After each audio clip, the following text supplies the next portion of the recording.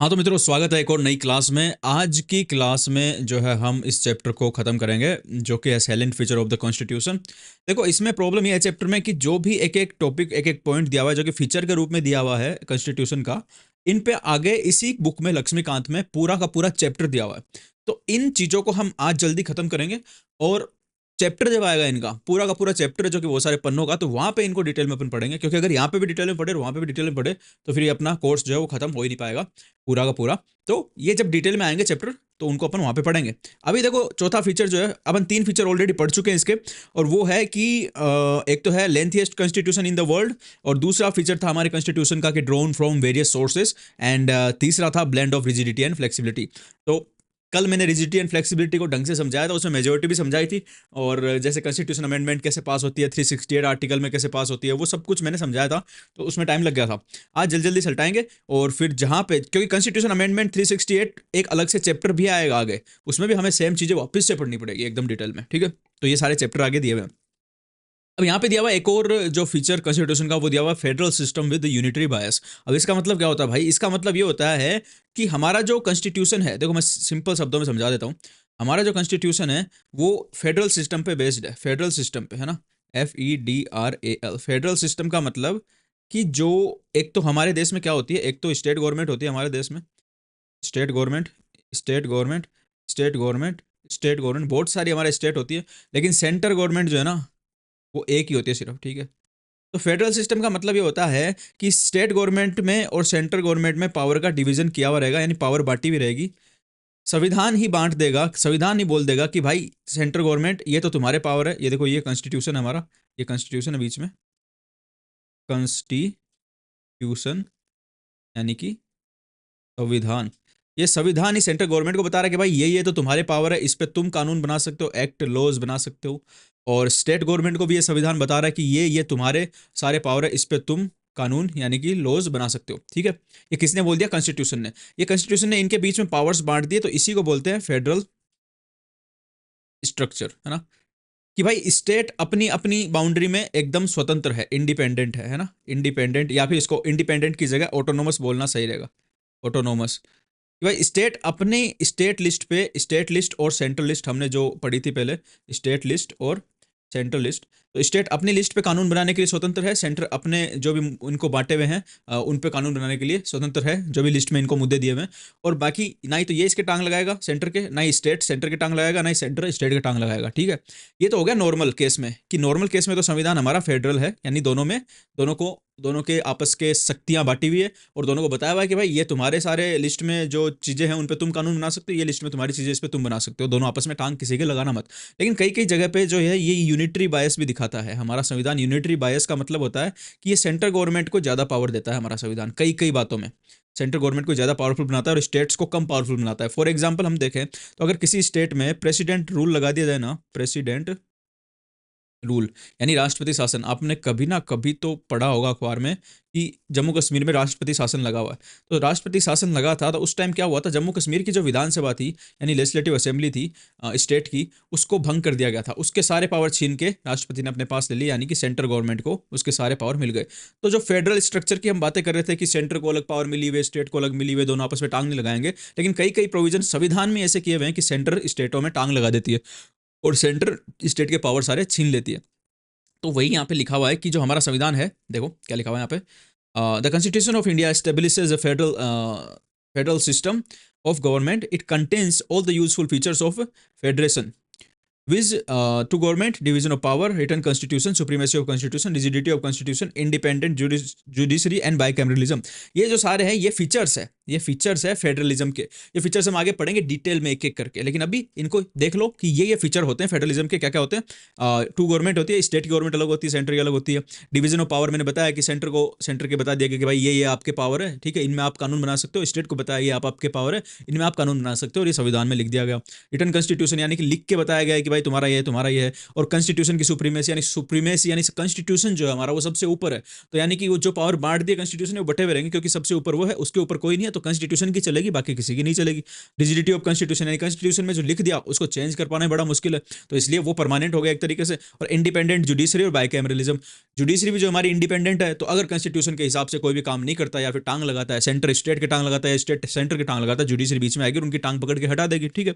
और बाइकैमरलिज्म का मतलब होता है कि दो सदन होते हैं हमारी संसद में, एक होता है लोकसभा, एक होता है राज्यसभा। राज्यसभा जो होती है वो राज्यों के इंटरेस्ट का ध्यान रखती है, यानी कि अगर सेंटर राज्यों पे बिना मतलब की टांग लगाएगी तो राज्यसभा उसमें के खिलाफ आवाज उठाएगी। तो ये बाइकैमरलिज्म भी हम आगे बढ़ेंगे। तो ये सारी चीजें, ये जो है ये फेडरलिज्म की पहचान है। लेकिन कुछ चीजें ऐसी भी है हमारे संविधान में जो कि उसके यूनिटरी बायस की पहचान है। यूनिटरी बायस यानी कुछ चीजें ऐसी है जिनको देख के आपको लगेगा कि संविधान ने सेंट्रल गवर्नमेंट को ज्यादा पावर दे रखी है और स्टेट गवर्नमेंट को ज्यादा पावर नहीं दी। कौन कौन सी वो चीजें हैं, चलो देखते हैं।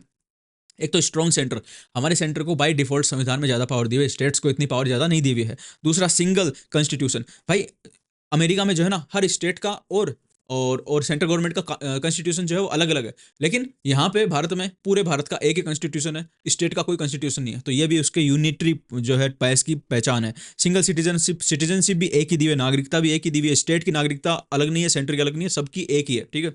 और इनको कॉन्स्टिट्यूशन को और सिटीजनशिप के रूल्स को बदल कौन सकता है, सिर्फ सेंटर। स्टेट को ये भी अधिकार नहीं दिया गया कि वो कॉन्स्टिट्यूशन को बदलने का प्रोसेस चालू कर सके या फिर सिटीजनशिप के रूल को बदलने का कुछ भी कर सके। स्टेट को इसमें कोई भी अधिकार नहीं है, सिर्फ सेंटर कर सकता है। फ्लेक्सिबिलिटी ऑफ कॉन्स्टिट्यूशन, यानी कि मैंने बताया था आपको, किसी स्टेट किसी भी राज्य का नाम चेंज कर सकता है, किसी भी राज्य के टुकड़े कर सकता है। तो सॉरी, सेंटर किसी भी राज्य का नाम चेंज कर सकता है और किसी भी स्टेट के टुकड़े कर सकता है। तो सेंटर को ज्यादा पावर दे दी, स्टेट को कोई पावर दी नहीं इस मामले में, है ना। और स्टेट गवर्नर सेंटर अपॉइंट करता है, यानी मोदी जी वाली सरकार किसी भी राज्य में गवर्नर को अपॉइंट करती है और गवर्नर उस राज्य पे पूरा ध्यान रखता है, अपनी चलाता है। तो वो स्टेट पे इनडायरेक्टली कंट्रोल कौन करती है, सेंट्रल गवर्नमेंट। तो ये सेंट्रल गवर्नमेंट को और मजबूत बना देता है। ऑल इंडिया सर्विसेज हो गई, इमरजेंसी प्रोविजन हो गई, ये सारी चीजें जो है ना ये उन चीजों के साइन है कि भाई हमारा कॉन्स्टिट्यूशन जो है वो यूनियन के लिए बायस्ड है, यानी यूनियन गवर्नमेंट को यानी कि सेंट्रल गवर्नमेंट को ज्यादा पावर हमारा कॉन्स्टिट्यूशन देता है। ये बात सही है। वैसे तो हमारा कॉन्स्टिट्यूशन फेडरल है, लेकिन वो यूनिटरी बायस के साथ में फेडरल है, यानी वो पक्षपात करता है थोड़ा सा सेंट्रल गवर्नमेंट की साइड में, सेंट्रल गवर्नमेंट को थोड़ा ज्यादा पावर देता है। ये सारा हम देखेंगे एकदम डिटेल में आगे वाले चैप्टर में, ठीक है। Parliamentary form of government, Bharat में जो गवर्नमेंट है ना वो पार्लियामेंट्री फॉर्म ऑफ गवर्नमेंट है। पार्लियामेंट्री फॉर्म ऑफ गवर्नमेंट क्या होता है? The constitution of India has opted for the British parliamentary system of government rather than the American presidential system of government. The parliamentary system is based on the principle of cooperation and coordination between the legislative executive organs, while the presidential system is based on the doctrine of separation of power between two organs। देखो parliamentary system होता है, एक होता है presidential system. Parliamentary system का मतलब ये होता है कि हमारे पास में देखो दो हाउसेज है ना, हाउस एक तो लोकसभा है, एक राज्यसभा है, ठीक है। अब हाउस में चुनाव होंगे, लोकसभा में चुनाव होंगे। लोकसभा में कौन जाएगा? लोकसभा में जो भी चुन के जाएंगे, जब भी हमारे चुनाव हुए तो सारे के सारे एमपी लोकसभा में चुन के गए। फिर यहाँ पे जिस पार्टी की मेजोरिटी होगी लोकसभा में, उस पार्टी का नेता को प्रधानमंत्री चुना जाएगा, पीएम, है ना। तो पीएम भी देखो, पीएम बनने से पहले एक एमपी तो होता है ना। नरेंद्र मोदी भी तो वाराणसी से खड़े हुए थे और वहां से जीते ना एमपी के रूप में, फिर एमपी बन के गए, फिर लोगों ने उनको पीएम बनाया और उन्हीं एमपी में एक तो पीएम बन जाएगा और उन्हीं एमपी में बाकी जो थोड़े बहुत पीएम है वो मंत्री बना दिए जाएंगे, मिनिस्टर, है ना। तो यहाँ पे देखो पीएम और मिनिस्टर इससे ही निकल के आ रहे हैं, लोकसभा से ही निकल के आ रहे हैं, यानी ये लोकसभा के मेंबर भी है और ये एग्जीक्यूटिव के मेंबर भी है। समझना बात को, जब पीएम होता है ना, मतलब जब कोई एमपी पीएम बना दिया जाता है, जैसे मोदी जी को पीएम बना दिया गया और ये मोदी जी के मंत्री मिनिस्टर, ये मिनिस्टर भी कहीं ना कहीं से जीत के आए हैं, है ना। इन्होंने भी चुनाव लड़ा है एमपी का और ये भी जीत के आए हैं, ठीक है। तो ये इनको बोलते हैं फिर एग्जीक्यूटिव, पीएम और उनके मिनिस्टर को बोलते हैं एग्जीक्यूटिव, है ना, एग्जीक्यूटिव। लेकिन ये लेजिस्लेचर है, इधर लेजिस्लेचर कौन सी? हमारी संसद, जिसमें बहुत सारे एमपी बैठे हैं, सभी एमपी बैठे हैं जिसमें। तो मुझे ये बताओ, ये जो हमारे पीएम है ये भी तो यहाँ के एमपी है ना, लेजिस्लेचर, ये भी तो संसद के एमपी तो है ही। पहले वाराणसी से चुनाव जीत के संसद में आए, उसके बाद ही तो इनको प्रधानमंत्री बनाया गया ना। तो ये एग्जीक्यूटिव का पार्ट भी है पीएम और ये लेजिस्लेचर का पार्ट भी है, यानी यही पार्लियामेंट्री फॉर्म ऑफ गवर्नमेंट होती है कि इसमें जो एग्जीक्यूटिव होता है वो लेजिस्लेचर का पार्ट भी होता है। लेकिन अमेरिका में क्या सिस्टम होता है? देखो अमेरिका में क्या सिस्टम होता है कि जो प्रेसिडेंट होता है ना, प्रेसिडेंट, वहाँ का प्रेसिडेंट यानी कि राष्ट्रपति, जैसे कि आजकल जो बाइडेन है, वो वहाँ की जो संसद है कांग्रेस, उसका सदस्य नहीं होता। वो एकदम उन दोनों के बीच में बड़ी सारी दीवार रहती है कि ये जो प्रेसिडेंट बनेगा इसका इस संसद से कोई लेना देना नहीं रहेगा, और जिन लोगों का इस संसद से लेना देना रहेगा उनका प्रेसिडेंट से कोई लेना देना नहीं रहेगा। उनके बीच में सेपरेशन ऑफ पावर होती है, सेपरेशन की दीवार होती है, यानी दोनों को अलग अलग रखा जाता है। लेकिन हमारे भारत में क्या है? हमारे भारत में मान लो ये तो एग्जीक्यूटिव है ना, और ये एग्जीक्यूटिव पार्ट है किसका? लेजिस्लेचर का। तो भाई एग्जीक्यूटिव लेजिस्लेचर के अंदर से ही निकलता है। रीजनिंग पढ़ी होगी, है ना, उस डब्बे के अंदर ही एग्जीक्यूटिव भी है। तो जो एमपी होता है उन्हीं से प्रधानमंत्री लिया जाता है, जो एमपी होता है उन्हीं में से मंत्री बनाए जाते हैं, और वो एमपी फिर संसद में भी बैठते हैं। तो एग्जीक्यूटिव भी है वो, और वो लेजिस्लेटर भी है, दोनों मिले जुले काम है। तो ये लिख रहा है यहाँ पे, the parliamentary system is also known as the Westminster model of the government, responsible government and cabinet government. Parliamentary system को ही वेस्ट मिनिस्टर मॉडल भी बोलते हैं, रिस्पॉन्सिबल गवर्नमेंट भी बोलते हैं, और कैबिनेट गवर्नमेंट भी बोलते हैं। The constitution establishes the parliamentary system not only at the centre but also in the state. तो हमारे चाहे स्टेट हो चाहे सेंटर हो, दोनों में पार्लियामेंट्री फॉर्म ऑफ गवर्नमेंट है, और ये गवर्नमेंट हमने लिया ब्रिटिश कॉन्स्टिट्यूशन से, ठीक है। इसके फीचर क्या होते हैं पार्लियामेंट्री गवर्नमेंट के, ये देख लेते हैं हम। Presence of nominal and real executive. Nominal executive जो होता है वो तो होता है हमारा प्रेसिडेंट और गवर्नर, और रियल एग्जीक्यूटिव होता है प्रधानमंत्री, प्राइम मिनिस्टर और उसके मिनिस्टर, ठीक है। मेजोरिटी पार्टी रूल, जिस पार्टी को मेजोरिटी मिलती है उसी का शासन होता है। जैसे कि पिछले 2 बार से बीजेपी को मिल रही है, अब की बार भी बीजेपी को ज़्यादा मेजोरिटी मिली है, एनडीए को भी मेजोरिटी मिली है, तो एनडीए की सरकार बनी है। तो जिसके पास ज़्यादा नंबर होंगे उसी की सरकार बनेगी। Collective responsibility of the executive to the legislature, यानी एग्जीक्यूटिव जो होगा वो लेजिस्लेचर के लिए रिस्पॉन्सिबल होगा, ठीक है। ये गवर्नमेंट ऑफ इंडिया 1935 से और उससे पहले के एक्ट से चलती आ रही बात है कि एग्जीक्यूटिव यानी प्रधानमंत्री और उनके मिनिस्टर कोई भी निर्णय लेंगे तो वो संसद के प्रति जवाबदेह उसके लिए होंगे। Membership of the minister in the legislature, मैंने बताया ना कि जो मिनिस्टर होगा, जो प्राइम मिनिस्टर हो गया चाहे फिर मिनिस्टर हो गया, वो किसके मेंबर होंगे, वो इस लेजिस्लेचर के मेंबर होंगे। मैंने बताया ना, यहाँ पे देखो ये प्राइम मिनिस्टर यहीं से निकल के आ रहा है, इस लेजिस्लेचर से निकल के आ रहा है। यहाँ पे पहले एमपी चुना गया मोदी जी को, एमपी वाराणसी से, और फिर एमपी को ही उस मोदी जी को जो कि एमपी थे उन मोदी जी को प्रधानमंत्री भी चुन लिया गया, ठीक है। अच्छा, और क्या लिखा हुआ, membership of the minister in the legislature, leadership of the prime minister और द चीफ मिनिस्टर, यानी कि प्रधानमंत्री जो है वो सदन का नेता होता है और उसकी लीडरशिप ही वही करता है। स्टेट लेवल पे चीफ मिनिस्टर होता है सबसे हेड, और सेंट्रल लेवल पे कौन होता है, प्रधानमंत्री, prime minister. Dissolution of the lower house, Lok Sabha and assembly, हमेशा लोअर हाउस डिजोल्व होता है, वो आगे हम पढ़ेंगे जब हाउस पढ़ेंगे, और जो अपर हाउस है वो कभी डिजोल्व नहीं होता, वो कंटिन्यू रहता है जैसे कि राज्यसभा, ठीक है। इसके बाद देखते हैं हम synthesis of parliamentary sovereignty and judicial supremacy, ठीक है। Synthesis of parliamentary sovereignty and judicial supremacy. देखो यहाँ पे इसका बोलने का मतलब ये है कि हमारी पार्लियामेंट जो है ना वो सोवरेन है। सोवरेन का मतलब कि हमारी पार्लियामेंट को किसी से पूछने की जरूरत नहीं है कोई भी कानून बनाने के लिए, है ना।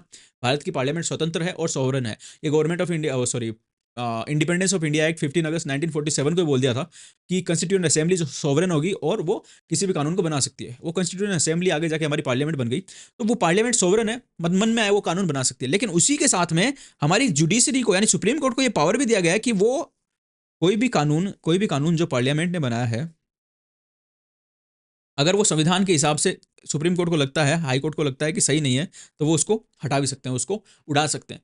एक तरफ तो हम बोल रहे हैं कि हमारी पार्लियामेंट स्वतंत्र है, किसी के भी इजाजत के बिना, किसी के भी डर के बिना वो कानून बना सकती है। लेकिन दूसरी तरफ ही हमारे संविधान ने इसको सुप्रीम कोर्ट को ये पावर भी दिया है कि अगर कोई कानून पार्लियामेंट ऐसा बना दे जो संविधान के हिसाब से ना हो, तो सुप्रीम कोर्ट उसको उड़ा सकता है, उस कानून को असंवैधानिक करार देके हटा सकता है। ऐसा किया था सुप्रीम कोर्ट ने शायद 99th कॉन्स्टिट्यूशनल अमेंडमेंट के साथ, जो कि किसके लिए थी, एनजेक के लिए, नेशनल जुडिशियल अपॉइंटमेंट कमीशन के लिए अमेंडमेंट थी, उसको उड़ा दिया था यूं की यूं सुप्रीम कोर्ट ने। और भी कई अमेंडमेंट उड़ाए हुए हैं, कई कानूनों की कई सेक्शन उड़ाए भी है, जैसे एक सेक्शन शायद 66A है इंफॉर्मेशन टेक्नोलॉजी एक्ट की, मेरे ख्याल से यही सेक्शन है। इस सेक्शन को भी असंवैधानिक करार देके सुप्रीम कोर्ट ने उड़ा दिया था। तो सुप्रीम कोर्ट संसद के बनाए हुए किसी भी कानून में कोई भी प्रोविजन अगर उसको लगे कि वो संविधान के हिसाब से नहीं है तो उसको उड़ा सकता है। तो ये यही बोल रहे हैं कि भाई पार्लियामेंट तो स्वतंत्र ही है, लेकिन उस स्वतंत्रता के साथ में सुप्रीम कोर्ट को पावर भी हमारे कॉन्स्टिट्यूशन ने ये दिया है कि वो अगर पार्लियामेंट कोई गलत कानून बनाती है तो उसको उड़ा सकता है, ठीक है।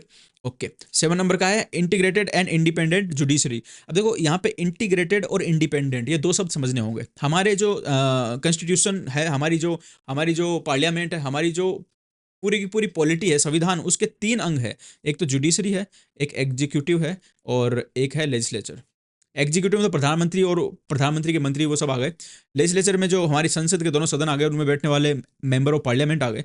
जुडिशरी में हमारी सुप्रीम कोर्ट, हाई कोर्ट, ये सब आ गई। तो यहाँ पे बोल रहे हैं इंटीग्रेटेड और इंडिपेंडेंट जुडिशरी है हमारी। इसका मतलब क्या है? इसका मतलब ये है कि अगर अमेरिका की हम बात करें तो अमेरिका में सेंटर का तो सुप्रीम कोर्ट अलग है, ठीक है, और हर स्टेट का अलग कोर्ट होता है ना। स्टेट के कोर्ट अलग होते हैं और सेंट्रल गवर्नमेंट के कोर्ट जो है वो अलग होते हैं। लेकिन भारत में ऐसा सिस्टम नहीं है। भारत में जो है सुप्रीम कोर्ट के नीचे हाई कोर्ट आता है, ठीक है, लेकिन हाई कोर्ट अलग अलग स्टेट में बना हुआ है, सुप्रीम कोर्ट दिल्ली में बना हुआ है। उसके बावजूद भी ऐसा नहीं है कि हर स्टेट का हाई कोर्ट अलग कानून मानेगा, नहीं, वो हाई कोर्ट एक सेम कानून को मानते हैं, सेम प्रोसेस पे काम करते हैं और वो सुप्रीम कोर्ट के नीचे काम करते हैं। वो एक तरीके से इंटीग्रेटेड है। इसको पढ़ो, the Indian constitution establishes a judicial system that is integrated as well as independent. यानी हमारी जुडिशरी इंडिपेंडेंट भी है और इंटीग्रेटेड भी है। हमारी जुडिशरी पे जो है संसद वाले, मोदी जी, कोई भी एमपी, कोई भी कितना बड़ा नेता हो, कुछ नहीं चला सकता। जो जज होंगे वो अपने हिसाब से निर्णय देते हैं, अपने हिसाब से एकदम स्वतंत्र होकर, उन पे किसी की नहीं चलती, वो सब पे चलाते हैं, उन पे किसी की नहीं चलती। The Supreme Court stands at the top of the integrated judicial system in the country. Below it, the high courts, and at the state level, under the high court, there is a hierarchy of subordinate courts, that is district court and other lower courts. This single system of courts enforce both the central laws as well as the state laws, unlike USA, where the federal laws are enforced by the federal judiciary and the state laws are enforced by the state judiciary. तो मैंने ये बताया ना आपको कि ऊपर supreme court है, ठीक है, सुप्रीम कोर्ट के नीचे हाई कोर्ट है, हाई कोर्ट के नीचे डिस्ट्रिक्ट कोर्ट है, डिस्ट्रिक्ट कोर्ट के नीचे आगे लोअर कोर्ट है ना।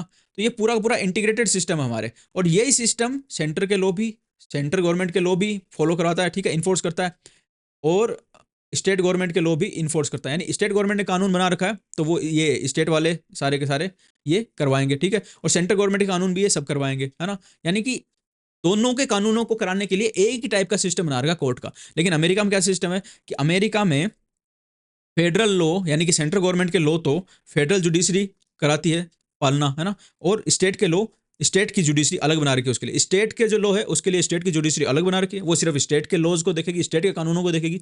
और फेडरल जो जुडिशरी है, फेडरल यानी सेंटर की जो जुडिशरी है, वो सिर्फ सेंटर के कानून देखेगी। अलग अलग बना रखा है दोनों को। लेकिन हमारे भारत में इंटीग्रेटेड यानी एक ही है, एक ही सिस्टम है जो दोनों कानूनों को देखता है, तो इसलिए बोलते हैं इसको इंटीग्रेटेड एंड इंडिपेंडेंट जुडिशरी, ठीक है। फंडामेंटल राइट की देखते हैं हम।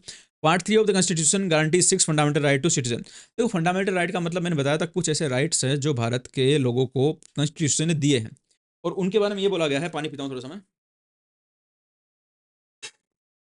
और उन राइट्स के बारे में ये बोला गया है कि ये राइट भारत के लोगों से कोई नहीं छीन सकता, है ना, नॉर्मल कंडीशन में कोई नहीं छीन सकता। और सुप्रीम कोर्ट और हाई कोर्ट इन राइट्स की रखवाली करते हैं।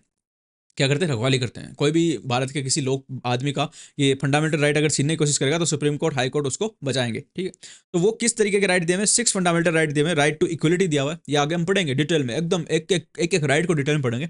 अभी देखो, राइट टू इक्वलिटी है, राइट टू फ्रीडम दिया हुआ है, राइट अगेंस्ट एक्सप्लॉइटेशन दिया हुआ है, right to freedom of religion दिया हुआ है, कल्चरल एंड एजुकेशन राइट दिया हुआ है, राइट टू कॉन्स्टिट्यूशनल रेमेडी दिया हुआ है। यानी राइट टू इक्वलिटी को हिंदी में बोलते हैं समता का अधिकार, राइट और टू फ्रीडम यानी कि स्वतंत्रता का अधिकार, राइट अगेंस्ट एक्सप्लॉइटेशन उत्पीड़न और शोषण के विरुद्ध अधिकार, right to freedom of religion धर्म की स्वतंत्रता का अधिकार, कल्चर एंड एजुकेशनल राइट जो है संस्कृति और शिक्षा का अधिकार, राइट टू कॉन्स्टिट्यूशनल रेमेडीज संवैधानिक उपचारों का अधिकार। ये सारे अधिकार जो है हमको दिए हुए हैं, और हम इनको एक एक को डिटेल में पढ़ेंगे, बहुत ज़्यादा डिटेल में पढ़ेंगे, इसलिए अभी यहाँ पे पढ़ने की जरूरत नहीं है। तो ये राइट हमारे कॉन्स्टिट्यूशन ने दिए हैं, और ये राइट कहाँ से लिए हुए गए, लिए कहाँ से गए हैं? ये अमेरिका के कॉन्स्टिट्यूशन से। Fundamental right are meant for promoting the idea of political democracy, they operate as the limitation on the tyranny of the executive and arbitrary laws of the legislature. तो ये राइट इसलिए दिए गए हैं कि जो सरकार आएगी, संविधान बनने के बाद जो सरकारें आएगी, वो तानाशाही ना कर सके लोगों पे, है ना, हर कोई कानून बना के लोगों का उत्पीड़न नहीं कर सके। तो लोगों को उन तानाशाही भरे कानूनों से, जो कि हो सकता है सरकारें बना दे, बचाने के लिए उनको ये राइट दिए हुए। जिन जिन राइट की रखवाली कौन करेगा? Supreme court. सुप्रीम कोर्ट इन राइट्स की रखवाली करेगा, ठीक है। ये आगे हम पढ़ेंगे। Directive principle of state policy भी इस संविधान की जो है एक विशेषता है। डीपीएसपी इस तरीके के प्रिंसिपल है, देखो इसके नाम में ही है, डायरेक्टिव यानी कि निर्देश देने वाले, निर्देश देने वाले, प्रिंसिपल यानी कि प्रिंसिपल को बोलते हैं, प्रिंसिपल को बोलते हैं, हिंदी मेरे को नहीं पता इसकी, निर्देश देने वाले प्रिंसिपल स्टेट पॉलिसी, यानी स्टेट, स्टेट का मतलब होता है सेंट्रल गवर्नमेंट और स्टेट गवर्नमेंट दोनों, ठीक है। यानी स्टेट का मतलब होता है सरकार। सरकार कोई भी पॉलिसी बनाएगी तो उस पॉलिसी को बनाने में कुछ एक ऐसे प्रिंसिपल पहले ही संविधान में बना के डाल देंगे जिनको देखना चाहिए सरकार को, उनसे दिशा निर्देश सरकार को लेना चाहिए। और वो प्रिंसिपल इस तरीके से बनाए गए हैं ताकि भारत के जनता का कल्याण किया जा सके उन पॉलिसी से जो कि सरकार बनाने वाली है। और इसीलिए सरकार को बोला गया कि सरकार तुम जो भी पॉलिसी बनाओ तो ये ध्यान रखो कि हमने जो यहाँ पे ये प्रिंसिपल लिख दिए, इन प्रिंसिपल को पूरा करने वाली पॉलिसी तुम देश में लेके आओ, जिससे कि हमारे देश की जनता का भला हो, ठीक है। तो ये इंडियन कॉन्स्टिट्यूशन का एक नोवल फीचर है, ठीक है। और ये गांधीयन लिबरेटर क्या बोलते हैं, broad categories, socialist, Gandhian and liberal intellectual, क्या पता क्या क्या लिख देते हैं ये कॉन्स्टिट्यूशन वाले शब्द, कई तो बड़े ही मुश्किल है। तो ये जो है डीपीएसपी भी हम फंडामेंटल राइट की तरह आगे पढ़ेंगे एकदम डिटेल में, एक एक। तो अभी यहाँ पे टाइम उसके लिए खराब हम नहीं करेंगे। फंडामेंटल ड्यूटीज, फंडामेंटल ड्यूटीज जो है हमने यूएसएसआर से ली शायद, यूएसएसआर से। देखो 42nd कॉन्स्टिट्यूशन, ओरिजिनल कॉन्स्टिट्यूशन में जो है ये नहीं थी। ओरिजिनल कॉन्स्टिट्यूशन में फंडामेंटल ड्यूटी नहीं थी। 42nd कॉन्स्टिट्यूशन अमेंडमेंट, जो कि जिसको मिनी कॉन्स्टिट्यूशन भी कहा जाता है, जो कि इंदिरा गांधी लेके आई थी, उससे फंडामेंटल ड्यूटी हमारे कॉन्स्टिट्यूशन में डाली गई, हमारे संविधान में ऐड की गई थी अमेंडमेंट करके, है ना। मैंने बताया ना कि अमेंडमेंट में कुछ भी ऐड किया जा सकता है। The 86th 42nd amendment of the recommendation of the Servicing Committee, तो क्या लिखा हुआ है इसमें? The original constitution did not provide for the fundamental duties of the citizen. These were added during the operation of internal emergency by the 42nd constitutional amendment. ठीक है। The 86th constitutional amendment act 2002 added one more fundamental duty. यानी कि 46th amendment ने तो की थी add, और 86th amendment ने एक और fundamental duty बाद में ऐड कर दी थी। ये भी हम आगे जाके fundamental duty भी पूरी देखेंगे, कि जो हमारी मूल मूल कर्तव्य बोलते हैं इनको, इनमें कुछ कर्तव्य बताए गए हैं भारत के लोगों के, कि भारत के लोगों को क्या क्या करना चाहिए भारत में रहने के लिए, और भारत के संविधान को मानते हुए क्या क्या उनको उच्च आदर्शवादी काम करने चाहिए। ये थोड़ा फिलोसॉफिकल ज़्यादा है फंडामेंटल ड्यूटी वाला, जो कि हम फंडामेंटल ड्यूटी पढ़ेंगे तब उसमें देखेंगे। और ये भी एक फीचर है भारत के कॉन्स्टिट्यूशन का कि सेकुलर स्टेट है भारत। सेकुलर का मतलब ये है कि भारत किसी भी किसी भी धर्म का पक्ष नहीं लेगा, धर्म का पक्ष नहीं लेगा, ठीक, समझ रहे हो। धर्म के हिसाब से सरकार भारत में नहीं चलेगी, भारत में धर्म निरपेक्ष, सेकुलर का मतलब होता है धर्म निरपेक्ष, धर्म निरपेक्ष सरकार जो है भारत में चलेगी, किसी भी धर्म के पक्ष में या विपक्ष में सरकार नहीं चलेगी। तो ये लिखा हुआ है सेकुलर जो ऐड किया गया, देखो सेकुलर तो भारत हमेशा से था, जब से ओरिजिनल कॉन्स्टिट्यूशन बनाना तब से, लेकिन ये सेकुलर शब्द प्रियम्बल में ऐड ओरिजिनल कॉन्स्टिट्यूशन में नहीं था, ये 42nd अमेंडमेंट से किया गया ऐड इंदिरा गांधी के द्वारा, और बहुत लोगों ने इसका विरोध भी किया। B.R. अम्बेडकर ने मना कर दिया था कि सेकुलर हमको ऐड करने की कोई जरूरत नहीं है, क्योंकि भारत स्टार्टिंग से ही सेकुलर रहा है, भारत में बहुत सारे धर्म पहले से ही रहे हैं, जैन धर्म रहा है, बौद्ध धर्म रहा है, हिंदू धर्म रहा है, तो भारत ने हर धर्म की वो की है, केयर की है, हर धर्म की रक्षा की है। तो भारतवासियों के खून में ही सेकुलरिज्म है, तो लिखने की कोई जरूरत नहीं, लिख के हम इस धरती की बेइज्जती करेंगे, ऐसा B.R. अम्बेडकर ने कहा था। लेकिन इंदिरा गांधी अपनी चलाती थी, इंदिरा गांधी किसी को कुछ समझती नहीं थी, तो इंदिरा गांधी ने बोला कि नहीं सेकुलर यहाँ पे डालेंगे हम, और उन्होंने सेकुलर यहाँ पे डलवा दिया, ठीक है। ओके भाई, सेकुलरिज्म हम आगे पढ़ेंगे पूरा का पूरा, अभी यहाँ पे ये समझ लो कि इसको बोलते धर्मनिरपेक्ष, यानी कि सरकार धर्म के हिसाब से बिल्कुल नहीं चलेगी, सरकार एकदम धर्मनिरपेक्ष रूप से, यानी धर्म को एकदम न्यूट्रल रह के किसी भी धर्म के हिसाब से सरकार नहीं चलाई जाएगी भारत में। ओके ओके, और देखते हैं यूनिवर्सल एडल्ट फ्रेंचाइज, ये भी भाई भारत की जो है कॉन्स्टिट्यूशन उसकी एक सैलिएंट फीचर है। यानी कि यूनिवर्सल का मतलब होता है सार्वभौमिक, एडल्ट का मतलब वयस्क, और फ्रेंचाइज का मतलब मताधिकार। पहले तो भारत में 21 वर्ष तक के लोगों को मताधिकार दिया गया कॉन्स्टिट्यूशन बनते ही, यानी कॉन्स्टिट्यूशन जब बना, बनते बोले 21 वर्ष से ऊपर जो भी है सबको वोट देने का अधिकार है। उससे पहले हमने देखा था कि 1919 के गवर्नमेंट ऑफ इंडिया एक्ट में वोट देने का अधिकार संपत्ति के आधार पे, शिक्षा के आधार पे, और कितना टैक्स कौन दे रहा है उसके आधार पे दिया जाता था। लेकिन अंबेडकर जी ने एक रेडिकल स्टेप लिया, बोले हम कोई आधार नहीं लेंगे, भारत में जो भी 21 साल से ऊपर है सबको वोट देने का अधिकार, चाहे वो पढ़ा हो चाहे ना पढ़ा हो, चाहे वो कितना टैक्स देता हो, चाहे गरीब हो अमीर हो, सबको मिल जाएगा। उसके बाद में 61वें कॉन्स्टिट्यूशन अमेंडमेंट 1988 से इसको घटा के क्या कर दिया गया 18, पहले 21 थी ओरिजिनल, ये ध्यान रखना, ओरिजिनल कॉन्स्टिट्यूशन में वोट देने की मिनिमम एज 21 थी, और जो 61वां कॉन्स्टिट्यूशनल अमेंडमेंट एक्ट है 1988, इससे इस एज को घटा के 18 वर्ष यानी कि 18 ईयर जो आज की डेट में चल रही है हमारी, वो किया गया 61st कॉन्स्टिट्यूशनल अमेंडमेंट से किया गया एज को कम, जो कि 1988 में पास हुआ था। सिंगल सिटीजनशिप, ये भी भारत के कॉन्स्टिट्यूशन की एक बहुत बड़ी विशेषता है, एक बहुत बड़ी फीचर है, कि अमेरिका में जो है, अमेरिका में कोई आदमी होता है ना, तो वो जिस स्टेट का होता है वहाँ की भी सिटीजनशिप वो लेता है, ठीक है, वहाँ की भी सिटीजनशिप वो आदमी लेता है, और वो अमेरिका की भी एक सिटीजनशिप लेता है, यानी उसको ड्यूअल सिटीजनशिप मिलती है। लेकिन भारत में ये सिस्टम नहीं है। भारत में चाहे मैं राजस्थान को, आप छत्तीसगढ़ के हो, आप किसी भी अपने स्टेट के हो, तो आपको आपकी स्टेट की और सेंट्रल गवर्नमेंट से अलग कोई सिटीजनशिप नहीं मिलेगी, आपको सिर्फ एक नागरिकता मिलेगी, और उसमें लिखा हुआ रहेगा भारत का नागरिक, सिटीजन ऑफ इंडिया, ठीक है। इंडिया में सब कुछ आ गया, स्टेट भी आ गए, सेंटर भी आ गया, सब आ गया। लेकिन बहुत सारे देशों में अलग अलग दी जाती है, हम सिर्फ एक ही देते हैं, तो ये भारत के संविधान की एक विशेषता है। इंडिपेंडेंट बॉडीज, भारत के संविधान की एक विशेषता और है कि यहाँ पे बहुत सारी ऐसी बॉडीज बनाई गई है जो इंडिपेंडेंट है, इंडिपेंडेंट यानी उसके ऊपर किसी का कोई वो नहीं चलता, कोई किसी की मनमानी नहीं चलती, वो अपने हिसाब से काम करती है, जिनमें की मेन बॉडी कौन सी है, इलेक्शन कमीशन। ये वो बॉडी है, बॉडी का मतलब कुछ नहीं होता, कुछ ऐसे कर्मचारी और ऑफिस सरकार के जिन पे खुद सरकार का भी कंट्रोल नहीं होता, ऐसा संविधान ने बोला है कि कंट्रोल नहीं होगा इन पे, हालांकि पीछे पीछे क्या होता है वो तो अपने को नहीं पता, लेकिन इन पे कंट्रोल संविधान के हिसाब से किसी का भी नहीं है। जैसे इलेक्शन कमीशन जो है कि इलेक्शन करवाता है जो, अब जो इलेक्शन करवाता है यानी जो चुनवाता है लोगों को, और जो चुन के आते हैं वो सरकार बनाते हैं, देश को चलाते हैं। तो जो इस काम को करवाने वाला है उसको तो फ्री होना ही पड़ेगा ना, क्योंकि अगर वो फ्री नहीं होगा तो फिर उसको दबा के हर कोई जो बनना चाहेगा वही बन जाएगा। तो इसलिए इलेक्शन कमीशन फ्री है, ठीक है। दूसरा, CAG, controller and auditor general.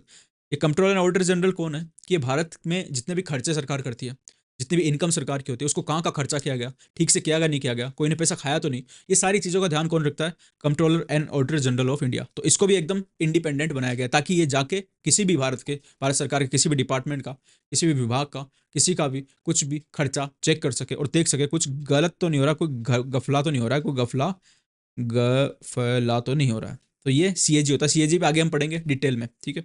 उसके अलावा यूपीएससी। यूपीएससी कौन है? जिस जो आईएएस की एग्जाम कराता है, जो बहुत सारे एग्जाम कराता है, जो सेंट्रल गवर्नमेंट के लिए कर्मचारियों की भर्ती करता है और कर्मचारियों का प्रमोशन वमोशन ये सब देखता है। तो भाई यूपीएससी, क्योंकि ये उन कर्मचारियों की भर्ती करा रहा है जो कि सरकार चलवाने वाले हैं ना, क्योंकि मोदी जी खुद तो सरकार चलाते नहीं, सरकार कौन चलाता है? आईएएस ऑफिसर, बड़े बड़े ऑफिसर, और उन ऑफिसर की भर्ती कौन करता है? Union public service commission. तो अगर यही इंडिपेंडेंट नहीं होगा, यही निष्पक्ष नहीं होगा, यही न्यूट्रल नहीं होगा, तो क्या ये सही से अच्छे कर्मचारियों की भर्ती कर पाएगा? नहीं कर पाएगा। तो इसलिए इसको भी एकदम इंडिपेंडेंट बनाया गया है। उसके अलावा स्टेट पीएससी। यूपीएससी तो सेंट्रल लेवल पे हो गया, स्टेट पीएससी जैसे आरपीएससी हो गया, एचपीएससी हो गया, यूपीपीएससी हो गया। तो ये सारे पीएससी जो है इनको भी इंडिपेंडेंट बनाया गया है। देखो नाम के इंडिपेंडेंट जरूर है ये, हालांकि स्टेट पीएससी में तो खाका डूबा हुआ है। मैं अपने राजस्थान पीएससी आरपीएससी की बात करूँ तो यहाँ पे बहुत सारे पेपर लीक होते हैं, बहुत सारे सांठ गांठ मिली रहती है मेंबर्स की, चेयर पर उनकी मेंबर्स की और बाकी नेताओं की, वो आपस में करते रहते कुछ ना कुछ। एक दो मेंबर भी इनके गिरफ्तार हुए हैं। तो ये कॉन्स्टिट्यूशन ने तो इनको इंडिपेंडेंट बनाया, कॉन्स्टिट्यूशन ने तो इनको बहुत पावर दी, लेकिन इन ये लोग खुद आके फिर करप्ट हो गए, तो उस पर कॉन्स्टिट्यूशन कुछ नहीं कर सकता है ना, उसमें कॉन्स्टिट्यूशन कुछ नहीं कर सकता। हमारे जो कॉन्स्टिट्यूशन बनाने वाले थे उन्होंने तो इनको इंडिपेंडेंट इसलिए बनाया कि ठीक से काम करे, किसी के प्रभाव में नहीं आए, लेकिन अब खुद ही प्रभाव में आ रहे हैं, खुद ही बोल रहे कि नहीं हमको तो पैसा जरूरी है, ठीक है, अपने देश से ज़्यादा पैसे को अगर इंपॉर्टेंस दे रहे हैं, तो ऐसे आदमी को चुन के वहाँ पे लगाने वाले लोग गलत है फिर, है ना, क्योंकि वैसे लोग वहाँ पे पहुँचने चाहिए जहाँ पे वो पहुँचे। तो वो सिस्टम है कि, लेकिन ये बॉडी वो है जिनको कॉन्स्टिट्यूशन ने तो पूरी फ्रीडम दी है कि किसी का भी इन पे दबाव नहीं होगा, चाहे वो सरकार हो, चाहे वो अधिकारी हो, चाहे कोई नेता हो, किसी का भी दबाव नहीं होगा, और ये अपने इंडिपेंडेंट रूप से आराम से काम कर सके ताकि देश का भला हो सके, क्योंकि इनके जो काम है बहुत ज़्यादा इंपॉर्टेंट है देश के लिए। 15वां जो विशेषता है हमारे संविधान की वो है इमरजेंसी प्रोविजन। इमरजेंसी प्रोविजन में मैंने आपको बताया कि ऐसे तो क्या होता है, नॉर्मल केस में तो सेंटर और स्टेट अपने अलग अलग काम करते रहते हैं, ना तो सेंटर स्टेट के टांग लगाता है, ना स्टेट सेंटर के टांग लगाता है। लेकिन जब भी देश में इमरजेंसी लगी रहती है तो फिर सारा कंट्रोल आ जाता है सेंट्रल गवर्नमेंट के हाथ में, है ना, और सेंट्रल गवर्नमेंट चाहे वो कर सकती है स्टेट के साथ जो चाहे, वैसे नियम स्टेट के बारे में बना सकती है, फिर स्टेट कुछ बोल भी नहीं सकती सेंट्रल गवर्नमेंट को। तो इनको बोलते हैं इमरजेंसी प्रोविजन। इमरजेंसी प्रोविजन का पूरा एक और चैप्टर, एक पूरा पूरा का पूरा चैप्टर है इसमें, तो टेंशन मत लो, अभी मैं जब जितना बता रहा हूँ उतना उतना इंट्रोडक्शन समझो, बाकी पूरा चैप्टर हम पढ़ेंगे तो उसमें एकदम डिटेल में सब कुछ पढ़ने वाले हैं। 3 टियर गवर्नमेंट, 3 टियर की गवर्नमेंट क्या होता है? थ्री टियर को बोलते हैं हिंदी में त्रिस्तरीय सरकार, है ना। मतलब क्या होता है इसका? मतलब ये होता है, देखो, एक तो सेंट्रल गवर्नमेंट होती है हमारी, ठीक है, एक स्तर तो ये हो गया, उसके नीचे दूसरा लेवल, ये नीचे मतलब बॉस नहीं है सेंट्रल गवर्नमेंट, मैं लेवल बता रहा हूँ, उसके नीचे दूसरा लेवल आता है स्टेट गवर्नमेंट का, स्टेट गवर्नमेंट के नीचे तीसरा लेवल होता है पंचायती राज का, ठीक है। तो इसको बोलते हैं 1 2 3 त्रिस्तरीय गवर्नमेंट, ठीक है, ये हो गया ऊपर। ये जो तीसरा लेवल है ना, ये तीसरा लेवल ओरिजिनल संविधान जब बना था तब नहीं था। ओरिजिनल संविधान में सिर्फ सेंट्रल गवर्नमेंट और स्टेट गवर्नमेंट थी। जब 73rd और 74 कॉन्स्टिट्यूशन अमेंडमेंट आया, कब? 1992 में, यानी 1992 में संविधान में और सुधार करके और अमेंडमेंट डाल के फिर ये तीसरा स्तर जो है पंचायती राज, ये जोड़ा गया था, ठीक है। कोऑपरेटिव सोसाइटी, कोऑपरेटिव सोसाइटीज़ को भी हमारे संविधान में बहुत ज़्यादा महत्व दिया गया है। कोऑपरेटिव सोसाइटी में ये होता है कि बहुत सारे लोग आपस में मिल के अपना पैसा और अपने पास जो भी चीज़ें पड़ी है वो सारा जोड़ के और कुछ धंधा चालू करते हैं, और वो धंधा फिर जो भी प्रॉफिट कमाता है वो सब में बांट दिया जाता है, यानी कि कोऑपरेशन। कोऑपरेशन इसी को तो बोलते हैं ना कि सहयोग, एक दूसरे का सहयोग करना होता है एक। तो ये कोऑपरेटिव सोसाइटी को भी हमारे जो है फंडामेंटल राइट में भी शामिल किया गया है कि भारत के लोगों को फंडामेंटल राइट दिया गया है। जो फंडामेंटल राइट मैंने बताया था, हम पढ़ेंगे, उसमें पढ़ेंगे आर्टिकल 19 जो पढ़ेंगे उसमें आएगा, अभी टेंशन मत लो। तो उसमें राइट भी दिया गया कि कोऑपरेटिव सोसाइटी बना सकते हैं, और ये डीपीएसपी में भी दिया गया कि सरकार भी कोऑपरेटिव सोसाइटी को इन सबको प्रमोट करे। ये गांधी जी के आइडिया थे, कोऑपरेटिव सोसाइटी ये सब कुछ। तो ये आगे हम पढ़ने वाले हैं डीपीएसपी में और फंडामेंटल राइट में। अब देखते हैं हम क्रिटिसिज्म ऑफ द कॉन्स्टिट्यूशन, यानी कॉन्स्टिट्यूशन के क्रिटिसिज्म, यानी कि इसकी बुराइयां बहुत की गई लोगों द्वारा। बुराइयां, वो चुगलियां नहीं होती क्या, कि अपने वो कई ऐसे दोस्त नहीं होते क्या जो आपके सामने तो आपकी तारीफ करते हैं और आप जाते हो तो पीछे से आपकी बुराई करते फिरते हैं। तो वैसे ही कुछ लोग थे जिन्होंने कॉन्स्टिट्यूशन हमारे संविधान की भी बुराई की, और उसमें कुछ कुछ बुराइयां सही है, कुछ कुछ बुरी भी है, मतलब कुछ कुछ बुराइयां असली है, कुछ कुछ बुराइयां बनाई भी है। एक तो लिखा कि बोरोड कॉन्स्टिट्यूशन, तो ये बात तो हम पहले से करते आ रहे हैं। बोरोड का मतलब होता है उधार लिया हुआ, है ना, उधार लिया हुआ। मतलब कि ऐसा बोलना चाह रहे थे कि भाई आपने कॉन्स्टिट्यूशन अगर बनाना था तो खुद बनाते ना अपने दिमाग से। आपने तो बहुत सारे देशों के कॉन्स्टिट्यूशन को कॉपी कर करके डाल दिया, तो ये क्या मतलब हुआ? मतलब ये हमारा संविधान थोड़ी हुआ, ये तो आपने एक उधार लिया हुआ संविधान है। तो ऐसी बुराइयां की गई बहुत ज़्यादा लोगों के द्वारा, ठीक है। दूसरी बुराई क्या की गई? Carbon copy of government of India act 1935। ये बोल रहे हैं कि भाई गवर्नमेंट ऑफ इंडिया एक्ट जो था, आपने तो उसको ऐसे कैसे उठा के कॉपी पेस्ट करके एक संविधान बना दिया उसका, मतलब वो का वो उठा के डाल दिया और अब बोला कि ये भारत का संविधान है। ऐसा कैसे होगा भाई? उसका अधिकतर सारे के सारे प्रोविजन आपने उठा के डाल दिया गवर्नमेंट ऑफ इंडिया एक्ट के, तो मतलब ये तो मतलब अच्छा नहीं है संविधान में, मतलब मजा नहीं आया इस बात में, ठीक है। दूसरा, an Indian and anti Indian. ये कई लोगों ने बोला कि भाई जो ये संविधान आपने बनाया है, एक तो ये एंटी इंडियन है, एक अन इंडियन नहीं है। एक आदमी तो बहुत बढ़िया बात बोली थी, देखो कहाँ पे गया, इसमें लिखा हुआ होगा, सितार, हाँ ये रहा। वी वांटेड, किसने बोली देखो, K Hanumanthaiya, a member of constituent assembly, commented, we wanted the music of veena and sitar but here we have the music of an English band. वो बोल रहे हैं that was because our constitution makers were educated that way. वो बोल रहे हैं कि भाई हमारे कॉन्स्टिट्यूशन असेंबली में ये जो वकील और ये सब घुस गए थे, ये अंग्रेज इंग्लैंड से पढ़ के आए हुए थे। हम चाहते थे वीणा का म्यूजिक, यानी हम चाहते थे हमारे भारतीय कल्चर के हिसाब से बनने वाला कॉन्स्टिट्यूशन, और उन्होंने उन अंग्रेजी पढ़ाई करके आए हुए लोगों ने उन अंग्रेजी कॉन्स्टिट्यूशन को, गवर्नमेंट ऑफ इंडिया एक्ट को, इन सबको कॉपी पेस्ट करके डाल दिया। तो ये अन इंडियन है, ये अन अन एंटी इंडियन कॉन्स्टिट्यूशन है, ठीक है। ये बात बोल रहे थे लोग, है ना, क्योंकि ये भारत की पॉलिटिकल ट्रेडिशन एंड स्पिरिट को नजरअंदाज कर रहा था।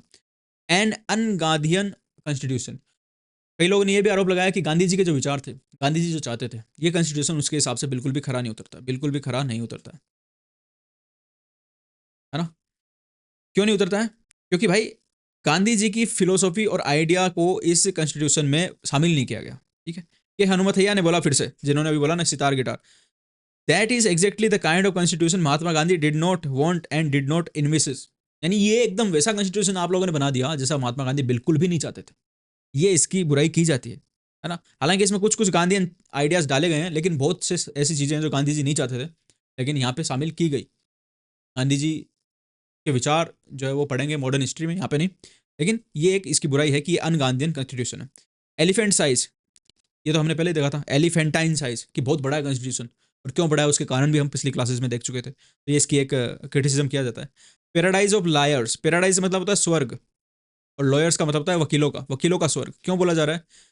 क्योंकि अभी मैंने बताया कि हमारी कॉन्स्टिट्यूएंट असेंबली में अधिकतर लोग वकील थे, और वकील भी वो थे जो इंग्लैंड से पढ़ के आए हुए थे। तो उन्होंने अपने हिसाब से कॉम्प्लिकेटेड भाषा में एक बहुत बड़ा संविधान बना दिया जो कि नॉर्मल आदमी नहीं समझ सकता। अब संविधान बना तो नॉर्मल आदमी के लिए है, लेकिन वो समझ ही नहीं सकता नॉर्मल आदमी उसको। तो नॉर्मल आदमी अगर समझ नहीं सकेगा, तो उसको अगर संविधान के हिसाब से अपने कोई अधिकारों का प्रयोग करना होगा, तो उसको उस संविधान के हिसाब से केस करने के लिए किसकी जरूरत पड़ेगी? वकीलों की, क्योंकि खुद तो समझ ही नहीं सकता, वो खुद ही समझ नहीं सकता ना वो। तो फिर उस संविधान से मजे कौन लेंगे? वकील, क्योंकि यही समझ सकते हैं।